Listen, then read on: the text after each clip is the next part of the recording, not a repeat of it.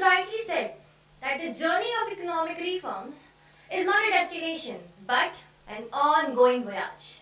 Namaste. And my topic for today is the unfinished agenda of Indian economic reforms.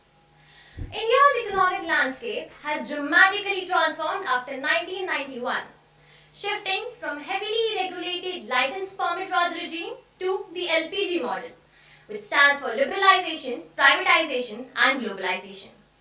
These reforms unleashed rapid economic growth by deregulating industries, reducing import tariffs, fostering technological advancements and propelling India into the world's fifth largest economy. However, despite these remarkable achievements, challenges like social inequality, income inequality, poverty, particularly in states like Bihar, Jharkhand, Odisha, Uttar Pradesh, as highlighted by Niti Aayog's multidimensional poverty index, still persist.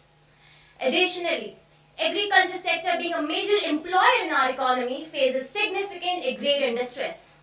Plus stagnancy in manufacturing sector leads us towards the concerns of jobless growth. It means GDP as an indicator is just a number, and it is paramount that these reforms don't lose the sight of prevailing challenges in our country. It is also observed that unlike developed countries, India has transitioned directly from agriculture to service-oriented economy and bypassing its manufacturing sector without reaching its full potential. So due to time constraint, I'll be focusing on one critical aspect of our economy, that is our manufacturing sector. This sector faces multifaceted challenges, like heavy reliance on imported raw materials creates supply chain vulnerabilities. According to the PricewaterhouseCoopers India report, 38% of Indian companies lack digital transformation plan, despite the potential of AI to boost productivity by 45%, reduce cost of maintenance by 30%, and cut the unplanned downtime by 45%. Then Industry 4.0, which demands skills in AI, robotic, machine learning, data analytics, but due to skill gap, a mismatch still persists. Despite Skill India Mission and ITI enrollments, it fails to meet the industrial needs. Then, the Business World Report states, in accessing finance also, only 15% of MSMEs have formal credit system. Only 15%, and while others still struggle. It means we need also to foster the culture of innovation and research and development in our country, as the Global Innovation India has ranked India at 40th position. Delayed in implementation of labor codes, industrial land acquisition issues, and bureaucratic hurdles. With Transparency International organization, India has ranked at 93 out of 180 countries, which clearly shows that the widespread of such biased practices are, the more inefficient our economy becomes.